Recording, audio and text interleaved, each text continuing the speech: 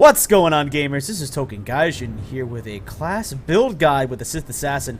Now, if you saw my previous video, that was just simply a test of the Deception build and guides for the Token Gaijin Gaming website. So it wasn't really that complete. I didn't really go over too much. So I'm going to be taking some time today to take a look at the Sith Assassin in some more detail. Now, this is going to be a more comprehensive guide. This is going to be the first of, I think, about 3 videos in which I will go over the Sith Assassin. This one will look at the 3 different skill trees that the Sith Assassin has to go through. Be looking at Darkness, Deception, and Madness, and I will be giving you builds for each of them. I'm not just going to talk about which one and which one's better. I'll actually show you the builds that I prefer to use with these 3 builds, or these 3 trees. I don't know why I said builds twice. And also I'll be going over the companions, and then the next video I'll be looking at PvP and PvE, I think, is what I'll be trying to look over. That's why I think I'm going to be trying to separate them. And also in those I'm going to be talking a little bit about gear, speccing your Sith Assassin, and some things to look out for. So just kind of going over a general overview of the Sith Assassin. If you're new to SWTOR or you haven't really played much of it, the Sith Inquisitor is its base class, and the difference between the Sith Inquisitor and the Sith Warrior is that the Sith Warrior is more of a frontal assault, kind of likes to force choke people, sort of like think of Vader. I like to compare him to, think of Vader as kind of the Sith Warrior set. He's more bulky. Both of the prestiges that you can go for the Sith Warrior, which are the Juggernaut and the Marauder, are very just powerful, very in your face, very full frontal. That's kind of how they act. The Sith Inquisitor is a little different, more deceptive, more conniving. Think of more Darth Sidious than really Vader.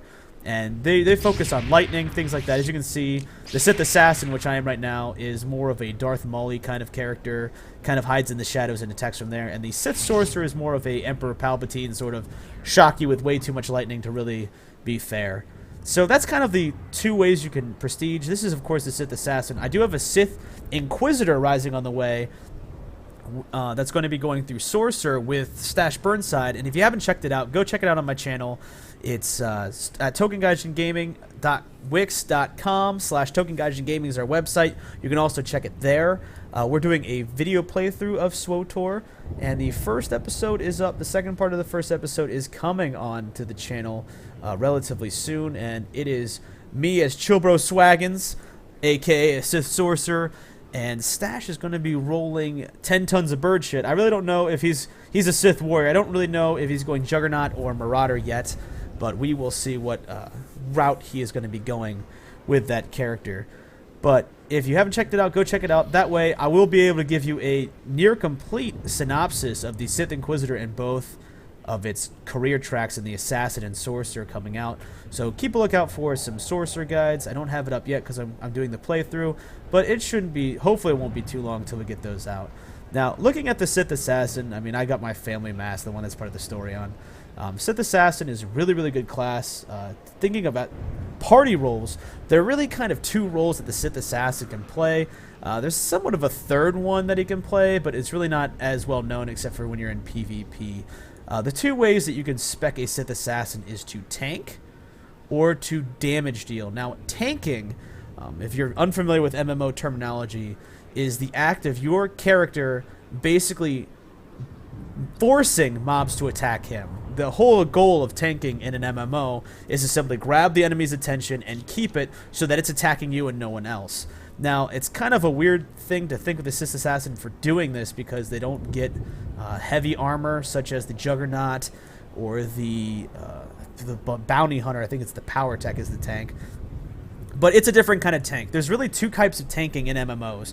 The first is just standard tanking, which is basically just wearing heavy-ass armor, grabbing the mob's attention through a provoke or taunt or something of that nature, and then just taking it to the face. The second type is shadow tanking, which is basically somewhat similar to taking it to the face, except you dodge the attacks. So really the basis of a shadow tank is what the Sith Assassin is more about, as opposed to just a standardized tank. They're more about being agile and dodging blows than, you know, just taking to the face. I mean, they can take quite a bit. The tanking build does focus a lot on endurance, but it is not the same standardized tanking method that you would think. So that is the first way you can do it, is be basically a shadow tank. The second way is to be a damage dealer. Some people call it DD, some people call it DPS. I refer to it as DD just because I'm from most familiar with Final Fantasy 11. I played a ton of MMOs over the years, but Final Fantasy 11 was the one that I got most obsessed with. And basically, a damage dealer is, as it sounds, a DD. Basically, your role in the party is to just rip enemies to shreds. Now, the Sith Assassin is not only very good at dealing out damage, they have two different trees, Deception and Madness, which can be utilized for such. They're both very different in the ways in which you utilize damage output. And basically, to maximize damage, you should start having basically a skill, kind of like a skill sort of set that you'll be using, and that's what we like to call it as a rotation. And what a rotation basically is maximizing your abilities in a set order to push out the most damage. And I won't be going into rotations today. I'll save that for a PvP or PvE guide, the second part of this comprehensive guide, but we will be going over the two different rotations that you can use for dealing out damage for both Deception and Madness. I'll go over them both. Now, before we get into the builds, I want to go over companions, because one of the things you'll be doing from 1 to 50 is leveling on your own, and one of those things that you really need to take into note is the companions you'll be bringing along. So let's bring up my companion list. So every character gets gets 5 companions that they can level up with. You get them at different intervals in the story. The first one that the Inquisitor gets is Kemval. Then you get Andronicus Revel, Talos Dralek, Ashura Zavros, and Zalek. You always get a droid. They're pretty useless. And you can also get HK 4051 or something like that. He's from the Old Republic series. I have yet to get him. I have one piece of him missing before I can start the main quest. Trust me, I will be getting him, because if you know anything about the actual Old Republic before this, HK is easily the greatest character ever, and I don't care if he's really useless. I just want him. So these are the companions that you get base off. HK 51 is a special level 50. You have to be max level to even do the quest. So it really depends on what kind of build you're doing, which companion you want to use. Andronicus Revel is kind of more of, he's kind of like a smuggler, kind of DPS from damage, things like that. Kemval is a tank, so if you're playing through the story mode and you need a tank, I'd recommend Kemval. You just got to be careful, because unless you're controlling Kem, I can tell you from experience that Kem is rather retarded. He will just start spamming moves for no reason, and he really likes to just draw hate from everything. So you really have to be careful with Kem, especially when you're in a compact area of high-level mobs, things like that, because he is not exactly the sharpest tool in the shed when it comes to tanking. The first one that I use, as you can see highlighted here, is Talos Dralek. I like to use the healers just because I find them most beneficial. I also like to use Ashura Zavros. The only reason I really use her is just because she's the romance partner, and I wanted to get through the romance with her. But Talos is basically my main man, my main dude. You know, he's an archaeologist, he's a nerd, he's cool, and he heals. So it really just kind of depends on which one you want to use. Zalek, I really haven't used him too much. He's kind of like just a damage dealer. I mean, you could use him. Some people like him just because he's all dark and mysterious and stuff. But really, going through from 1 to 50, when you get him, I start off with Kem and then I move to Talos. The only time I used Ashura was for basically cutscenes and romance boosting. The most beneficial that I've found have been Talos or Kem. It just really depends on how squishy you are as an assassin. Kem is really good if you're really squishy. He can take a lot of hits, a lot of hate. But if you, when I was originally going through this, I was like half tank, half madness. I had a really weird build, so I could actually take some hits. So I used Talos, and I like Talos a lot, because not only that, may Talos guide us. If you play the Elder Scrolls, you'll get it. But yes, may Talos guide me. I have him guide me all the damn time. So I'm a big fan of Talos. That's who I recommend using. Also, if you're looking at what you should be doing for crafting wise, I chose artifice, not really sure. I don't know why. I think it's artifice. Basically, you need archaeology and treasure hunting to really maximize it. The reason I chose this is because I'm a damage dealer. That's how I spec. So I'm not too worried about synth weave, which is what you'd be doing for armor if you were building armor. I prefer artifice just because it's what I like to do is build weapons. I'd rather build the weapons and the crystals than the armor, because that's what I need more as a damage dealer. So let's start getting to the build, the actual meat of this guide. I am working on trying to get links in the YouTube video to the different parts of the build, so you can just skip ahead if you want to. If I do get those out, you'll be able to see the links appearing on the video. If not, I do apologize. I've been having some trouble with YouTube, so hopefully I can get those out. If not, I'll be working on those for the next guide. So moving on, as you can see, I'm outside of this guy, Assistant Kanoa. He looks like a butthole face, kind of a weird looking species. I don't really know what to call him. And basically the reason why I'm here is he's a skill mentor, and what skill mentors can do, and this was the one in Droman Kaas. If you don't know where he is, let me pull up the map for you. See where I am, he's right over around here. And basically what he does is he allows you to respec your skill trees and do what you need to do on these skill trees. So I came to him. I'm a subscriber. I don't think I have to pay to respec my skill tree because free-to-play players will have to pay credits, not real money, to do it. If you're a subscriber, I don't believe you have to pay. I'm not sure. I've only talked to him once, so we'll see what he has to say, this butthole face. But, you know, I'm not too worried I have to pay credits. I can farm credits all damn day, and I've got like, I think I got like 3 grand of cartel coins I'm not even spending. So, you know, it is what it is. I really don't have to worry too much about money. So moving into the actual trees, you can see that there's 3 that the Sith Assassin can go into. Now, this is for every class. Once you get to the 10th level and you can prestige, every class has 3 trees they can go into. The ones for the Sith Assassin are Darkness, Deception, and Madness, and they really focus on different ways of playing the Sith Assassin as well. And the first one we'll be looking into is Darkness. Now, the Darkness tree is more for characters who like to tank. If you really want to be tanking in the party, if you want to be a shadow tank, if you want to kind of be, you know, the guy that people call on to do that, this is the tree for you. A lot of people like doing the tanking tree or tanking just because you get a lot of party invites that way. I have been asked multiple times on my way up to do heroics as a tank, so it is not a rarity. Trust me when I say it is definitely not a rarity to be asked to tank as a Sith Assassin, and sometimes you have to respect to do it.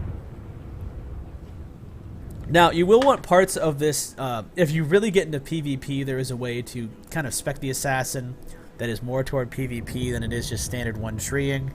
That's a little bit more complicated. I'll get into that in the PvP video, but for now we're just going to keep things very standard, show you the very basic builds that I would use for Darkness, Deception, and Damage. So starting with Darkness, what you really want to maximize here is anything that will help you to take damage, to dodge damage, and to really overall just kind of survive. Endurance is a big one. Endurance is going to be the skill you're looking at. Now, there are 2 really big things you're going to be looking for is willpower and endurance. Willpower is basically the bread and butter of a Sith Assassin.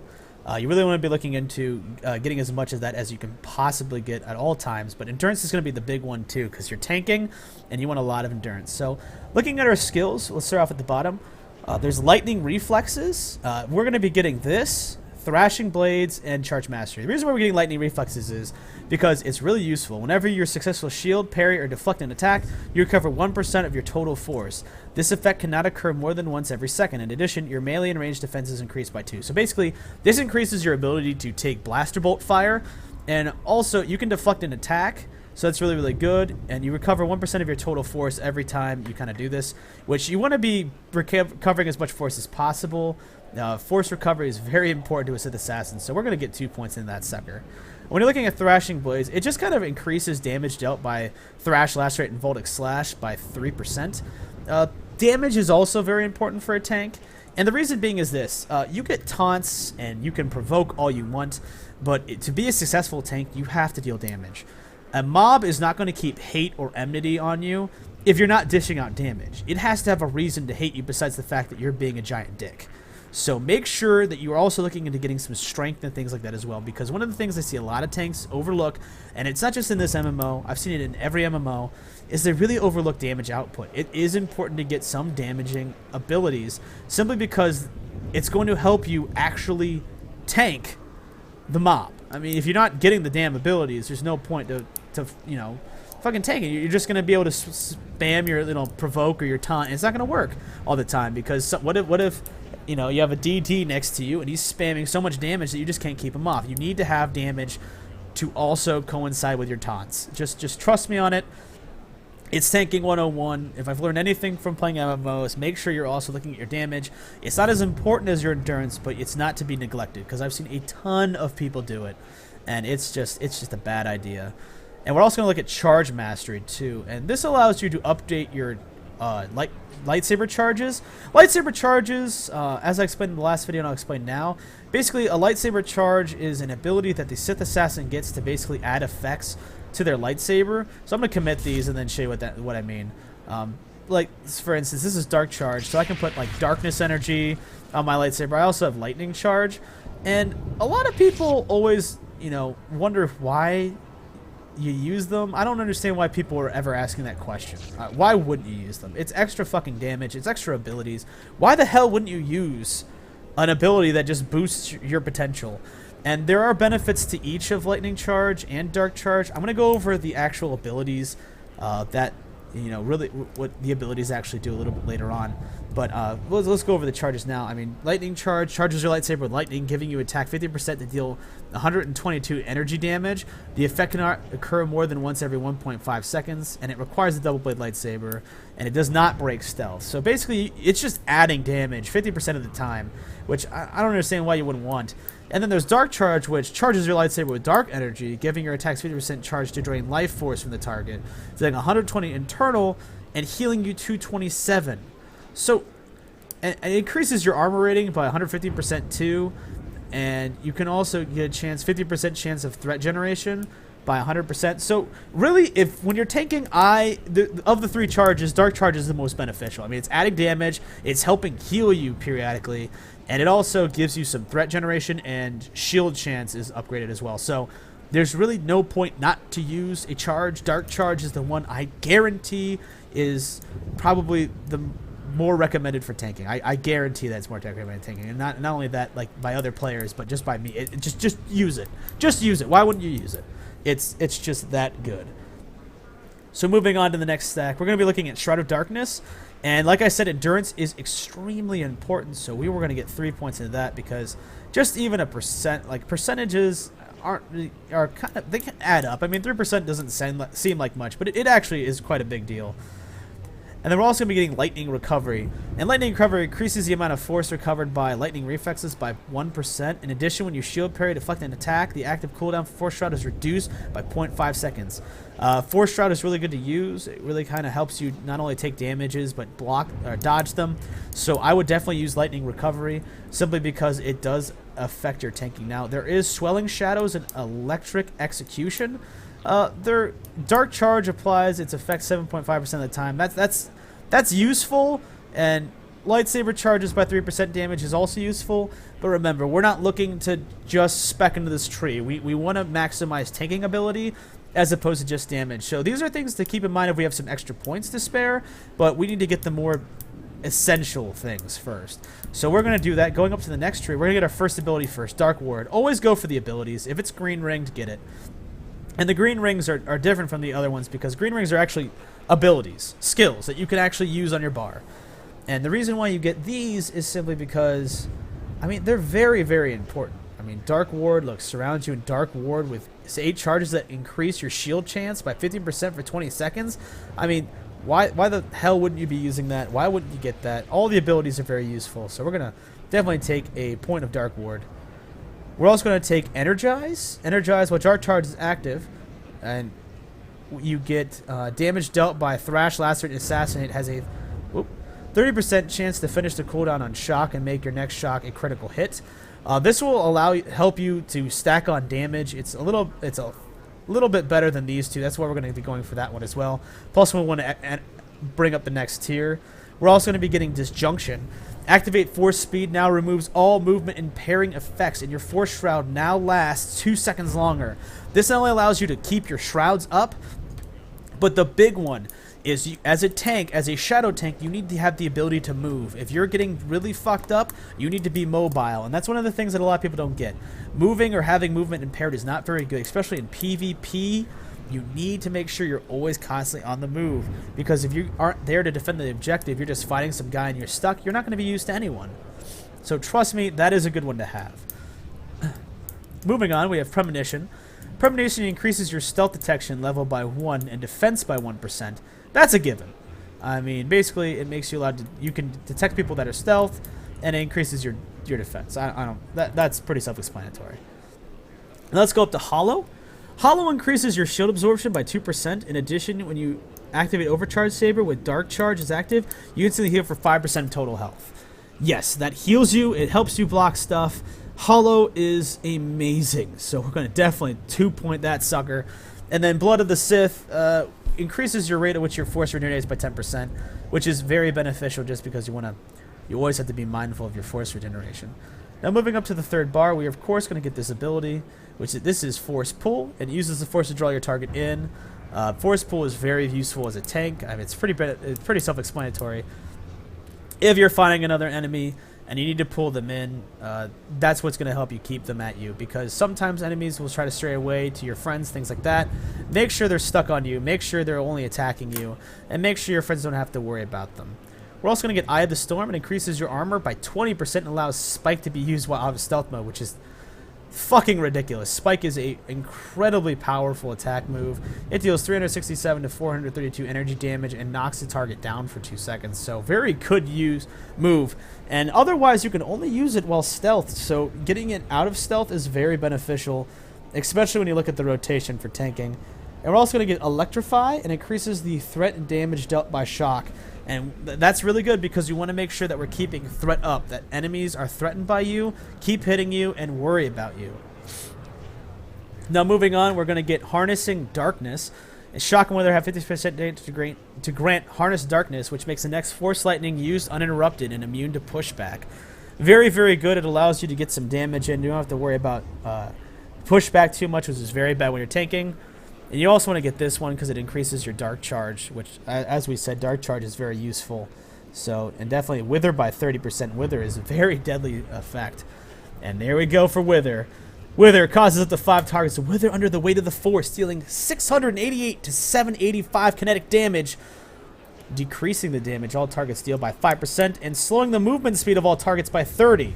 This ability is fucking amazing. If you do not get this ability, you are tanking wrong. Just trust me on this. If you are a main tank, get this ability. It is really, really good. It is an awesome ability. Wither is just an amazing powerhouse of an ability to use.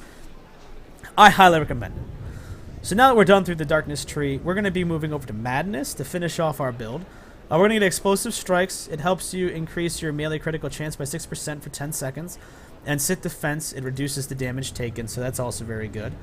And we're also going to be looking at Chain Shock.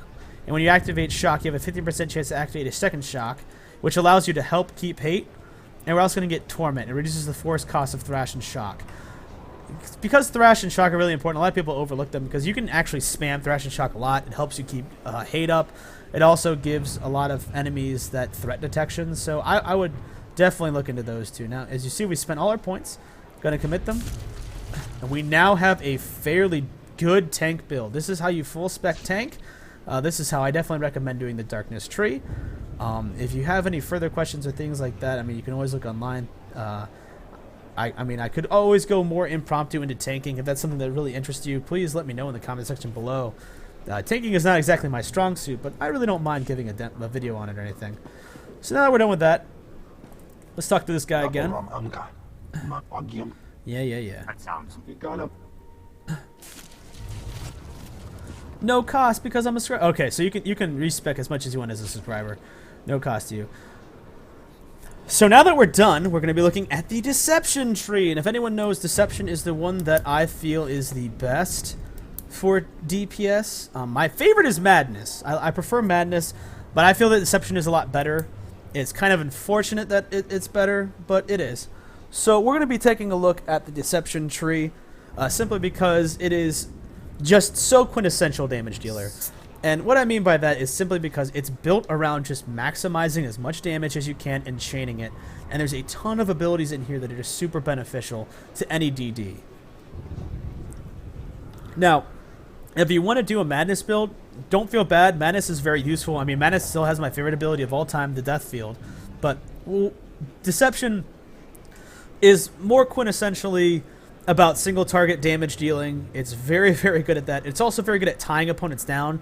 And I think that's kind of what makes it more beneficial in the long run, is that it's just built in such a way, the tree, when you use it, is built in such a way that allows you to not only deal a shitload of damage, but it gives you a lot of stuns. And those stuns help to tie down foes, which really helps your party out. I mean, if you've ever played PvP, you know that what Sith Assassins are like when they just constantly just spam fucking stuns on you. I mean, I think we have four of them, and that's a lot because you can just keep cycling stuns and being that guy. Yep, just being that big dick of douche. So I'm going to be going through Deception because it's very good to be a dick and a douche in PvP. Some people would, you know, think on the contrary, but hey, man, you're playing player versus player. You got to do what you got to do. So I'm going to start off with Duplicity, and Duplicity gives you direct damage attacks have 10% chance to grant exploit weakness, cause your next model to deal 30% more damage, and cost 75% less. That's good. Don't have to spend as much money. You get all the damage out. Let's take it. Looking at Dark Embrace, when in stealth mode for 6 seconds after leaving stealth mode, Force Regeneration is increased 25%. Now, Force Regeneration is useful no matter what you're doing, but it's very, very, very important when you're being a damage dealer. Reason being is that damage dealers need to make sure that they're watching their damage output, and damage output is made more possible by having force points. And that's what really you want to take a look at. Force Regeneration is critical to dealing out damage because you need to keep a rotation going. If you don't have the force points to put that rotation in, you're going to be ineffectively dealing out the damage. So you want as much as you can get. We're going to definitely take 2 points in that sucker. Fuscation. Increase your effective stealth level by 1 and movement speed by 5%. This is really good because damage dealers, the Sith Assassin is very stealth based. And one of the things that a lot of people overlook is actually the stealth aspect. The way that Sith Assassins get in tanking and damage dealing is to sneak in and get in around. That's where they're most effective, is being sneaky, conniving, at your back, cutting your throat. That's how you should use them. I don't understand why people don't. So you want to make sure that you're utilizing your stealth because you can sneak up and fuck people so hard in PvP just by surprising them. You can also do it in PvE too, just sneaking up on bosses and ganking them. So trust me when I say that is extremely useful. You're also going to have to get used to stealth timing because a lot of moves can only be used in stealth. And you have to make sure you put that in part of your rotation as well. Now, recirculation, it reduces the cooldown on discharge by 1.5 seconds. Discharge, of course, is a very powerful move. Where's discharge down here? I haven't played on my Sith Assassin in a while, so where's discharge? Oh, discharge is over here somewhere. Discharge. Oh, discharge. Anyway, reduces cooldown discharge by 1.5 seconds. You're going to want that. Discharge is very useful. I don't know why I can't find another fucking bar right now. I'm just really tired.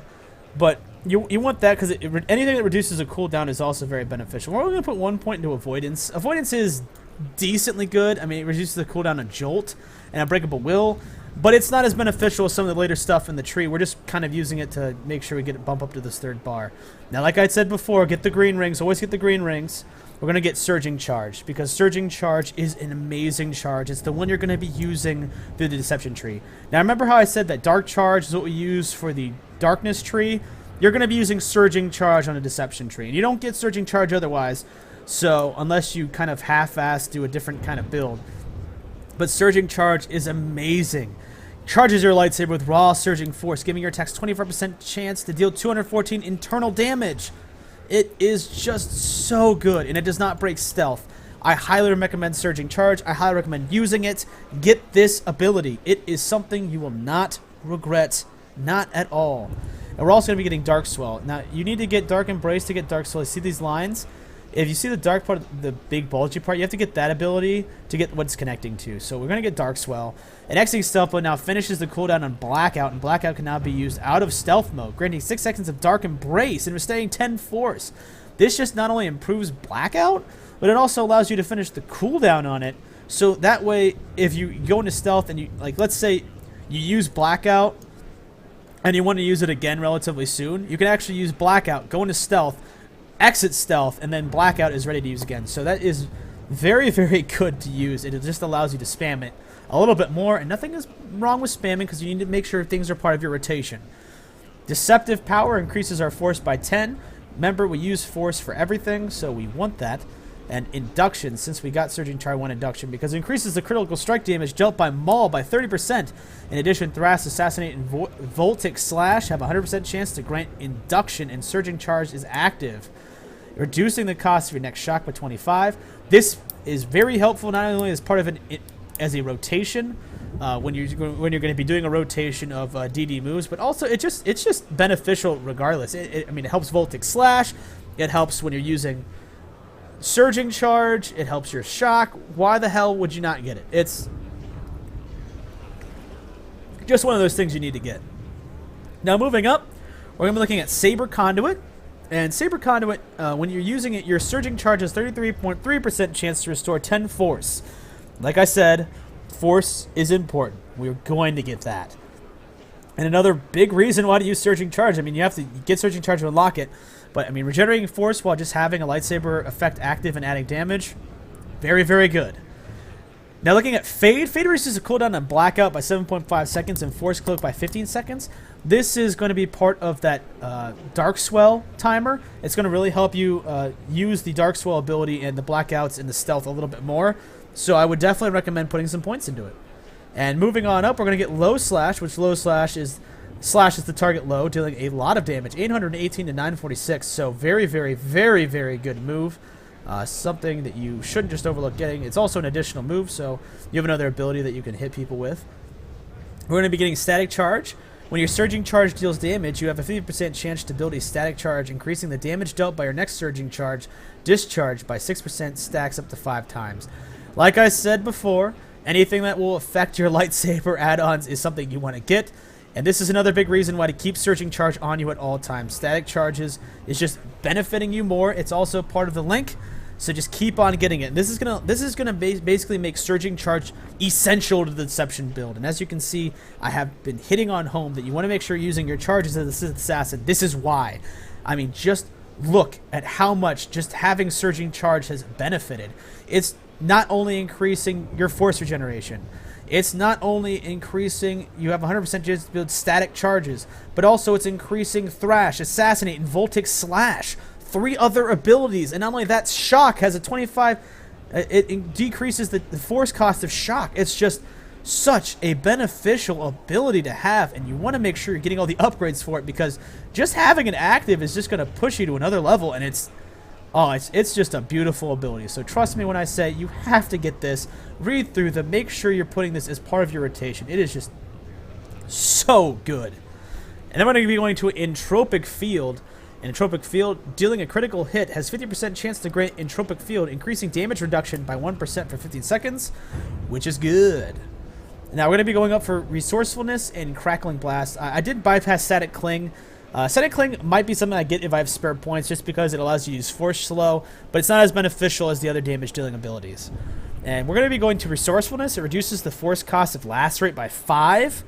Trust me when I say that is good. You want to make sure you're getting Lacerate in, because Lacerate is very, very powerful, and it also reduces the cooldown on Overcharge Saber by 30 seconds. So Overcharge Saber basically is an ability where you can just basically charge the hell out of your saber and then just unleash it on enemies.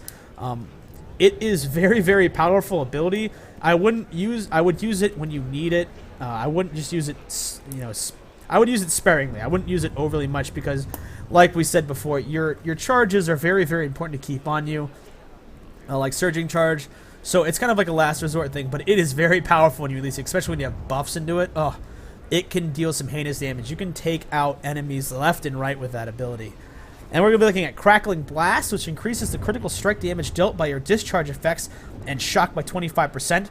Very useful to have, because especially since critical strikes do a lot more damage than standard. And we're going to be getting Voltic Slash. Now, Voltic Slash is a very powerful move. It strikes your target twice, dealing 498 to 574 damage. Remember, that's twice, so it does that damage twice.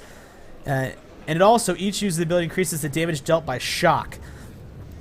The way you should be playing it is with, if you have Surging Charge and Voltic Slash, using them in conduction not only deals a ton of damage, but if you use shock afterwards, you have the chance to spend like 25 to 40% off of the actual force cost of shock, but you also increase the damage output just by doing it in that kind of order. So that is something to definitely keep in mind. We'll be going into rotation later, but trust me when I say this tree, the way it's built, not only makes Shock really fast cast, but really freaking powerful. And it not only does it play off of different moves, but it's just really pushes your assassin to another level of just not only annoying, but powerhouse. Now, we do have 10 points left, so we're going to be looking at spending them. We're going to put 2 in the Thrashing Blades, which increases the damage dealt by Voltic Slash, Thrash, and Lacerate, which we want.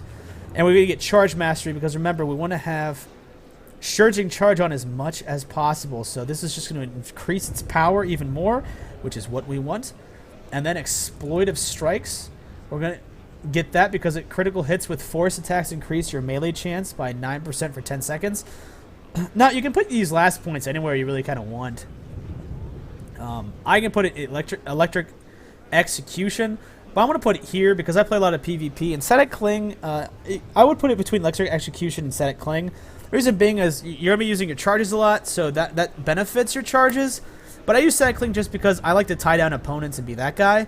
And to be that guy in PvP, to just tie them down and to really throw you off your game, Static Cling is very good to have because it gives you force slow cooldown, and that's something I like to have. So that's what I'm going to go for. You could go for either one. It's really just up to your preference. But that's what I recommend. If you don't like what I recommend, then, you know, to each his own. Go for Electric Execution or go for anything else. But those are the 2 most beneficial that I see getting. And we're going to commit, and that is the build for Deception, which is a pretty nice build, by the way. If I don't say so myself, not too shabby, but we still have 1 to go, and that would be the Madness Tree. My favorite, the least used. I really don't use it much. And actually, after speccing this, I might actually spend some more time with the Madness Tree, because I love Deathfield. I can't get over how much I love that ability. It's just a cloud of death and destruction and hilarity. Oh yeah, purple lightsaber going through my arm, I think. So let's get underway. Let's go into Madness, the last tree. Now, Madness plays a little differently than Deception does. Deception is more kind of an in-your-face charges. Madness is kind of more... it's kind of a little different. It's really kind of hard to explain the difference. One of is more in-your-face. Madness is kind of more on a different cyclical rotation than Deception. You'll see when we're going through the tree, but you play it very differently when you're DDing, and its rotation is different as well, because it concentrates on buffing different moves than Deception does. Deception going more for your thrashes and your hits, as opposed to Madness, which goes kind of a little bit more for shocks and things like that. So, looking at the build, let me get a drink here for a second as I'm getting a little parched. Looking at the Madness tree, going into it, we're going to start off with Exploitive Strikes. Putting 3 points into that, and Exploitive Strikes, critical hits with force attacks increase your melee critical chance by 9% for 10 seconds. Very, very good to have, especially since just using force attacks will just bolster your melee ones. So it's a really good starting place. I don't see why you wouldn't have Exploitive Strikes. And I mean, it's so generally useful, this ability. I mean, we have it, if we're paying attention. In our Darkness build and Deception build, we also got this ability. So it's something that I use in all my builds. It's very, very good. And then we're going to get Crackling Charge. And Crackling Charge increases the damage dealt by Lightning Charge's discharge effect by 8% and reduces the cooldown on discharge by 50% while Lightning Charge is active. This increases Lightning Charge, which is a very good thing to use with the Madness tree. It's the 3rd charge. It's the one we really haven't gone into as much. So this is going to help you really pull off some Lightning Charge damage, which is something you can look into. Because Dark Charge is more of the tanking one. Lightning Charge can be used for damage dealing. And since we're not going to be getting Surging Charge, which is by far the best, you're going to be wanting to use either Dark Charge or Lightning Charge. Lightning Charge is a little bit better for just regular damage per hit. Now, going up into the next level, we're going to look at Chain Shock. Now, Chain Shock, when you activate Shock, you have a 45% chance to activate a second Shock, dealing 50% of normal damage. This is very beneficial. You saw that we use this in our tank build. It allows you to basically double Shock, which is very, very useful. Shock is a very useful move, and it's one of those things that you get right off the bat. It's your first ability, I believe, is Shock. And the funny thing is, you upgrade it as you level from 1 to 50, like multiple times you get upgrades for it.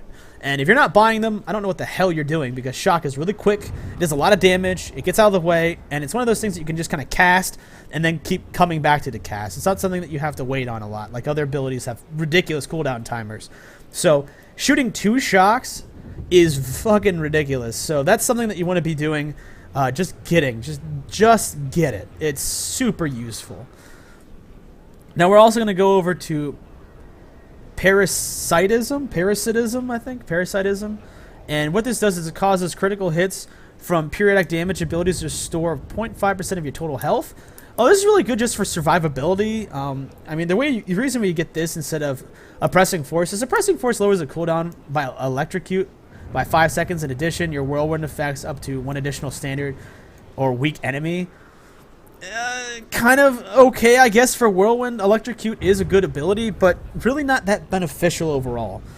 I mean, a standard or weak enemy is not going to really do you much good in PvP or PvE when you're fighting really tough mobs. So really that whirlwind stack is not going to be very beneficial to you in the end game or post like level 35, I would say, environment. It's just not that useful compared to everything else you get, so I would really overlook it. Electrocute damage is nice, but it doesn't really have too much in the way of anything else. So I would overlook Oppressing Force. And I would go for Torment.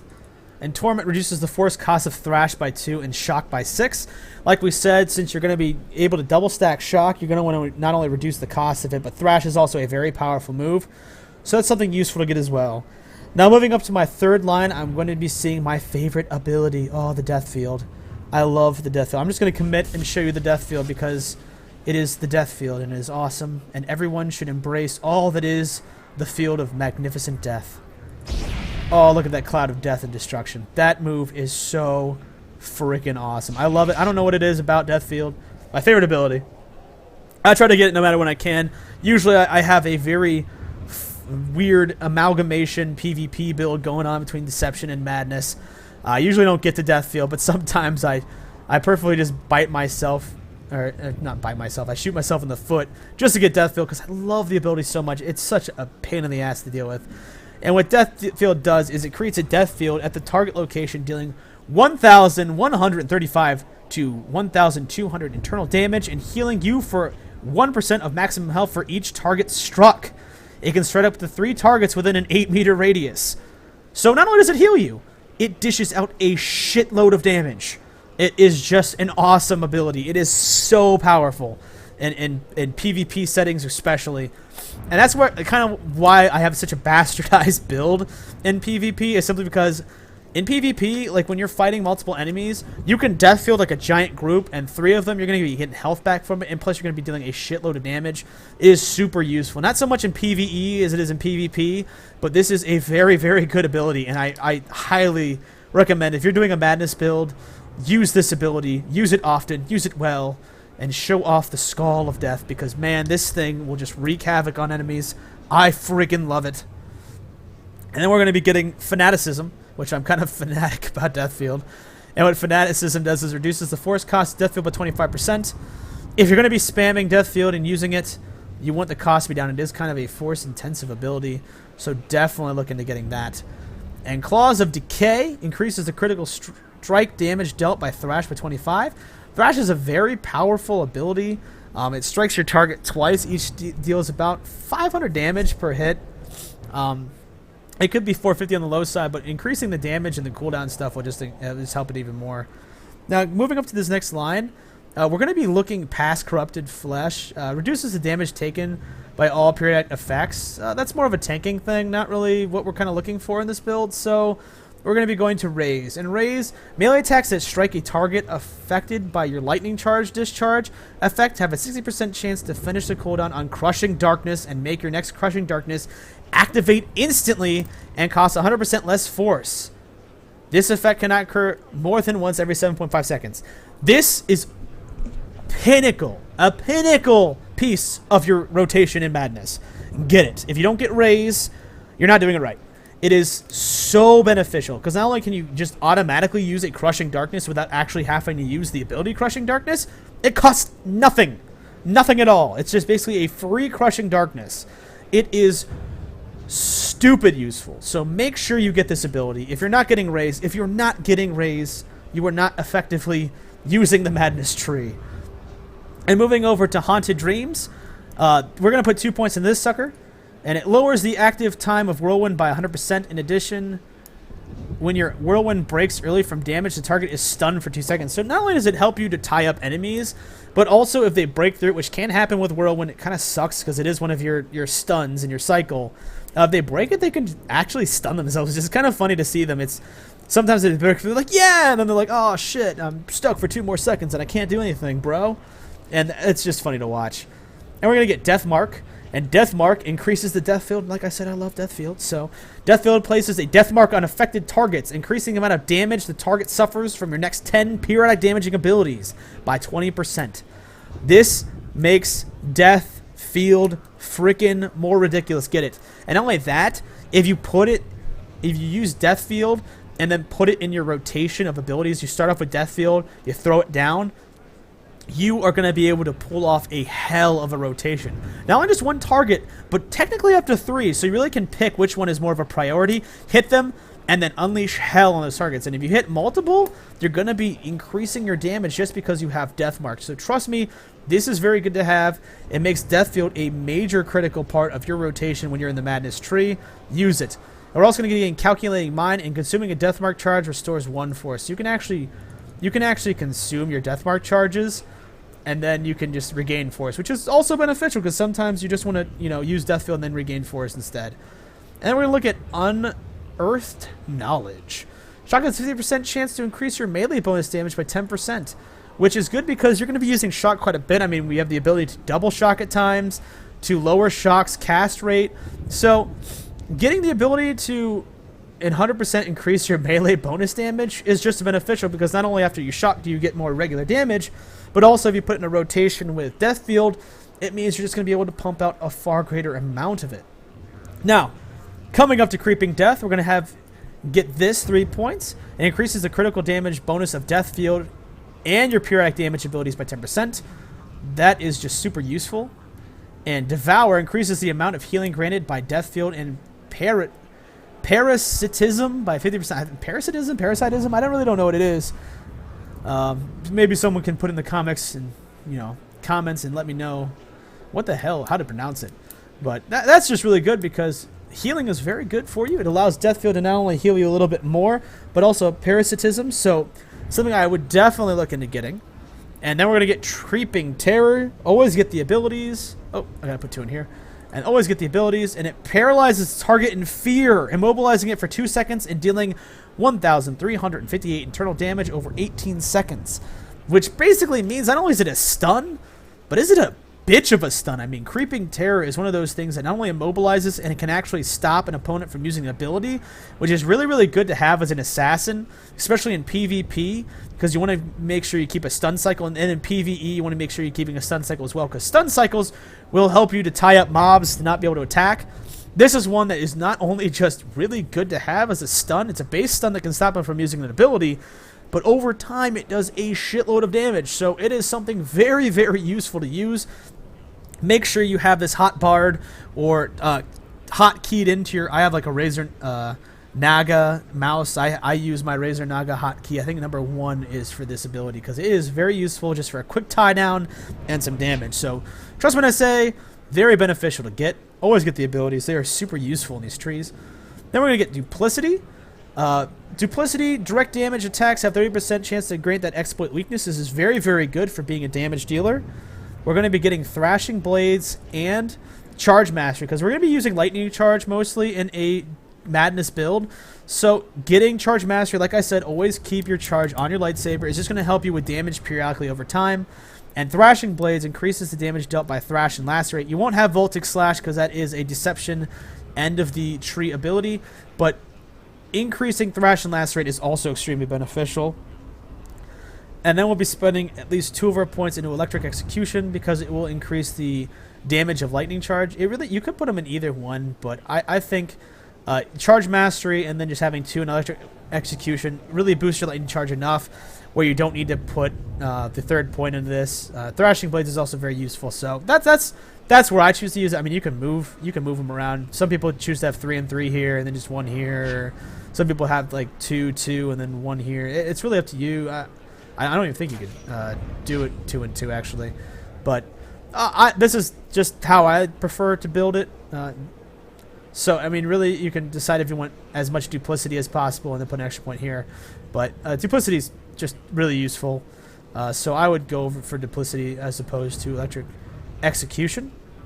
That's just me. And that's going to be the madness build. Commit. Oh, yeah. Get that power. Got to regenerate my force, because every time you do that, you've got to regenerate force, baby. Got to target me. Oh, yeah. Get that going. Get my death field up. Yeah. Ball as hell. That is going to be the Sith Assassin Comprehensive Skill Tree Guide. I did briefly go over companions at the beginning, too, so if you did miss out on that, you can check it back for that. Companions, really, the 1 to 50 stuff, you really don't have to worry too much about. It's pretty straightforward, simple, just if you play it smart. Remember, the 2 companions I recommend are Talos and Chem. They're very beneficial, most to the assassin itself.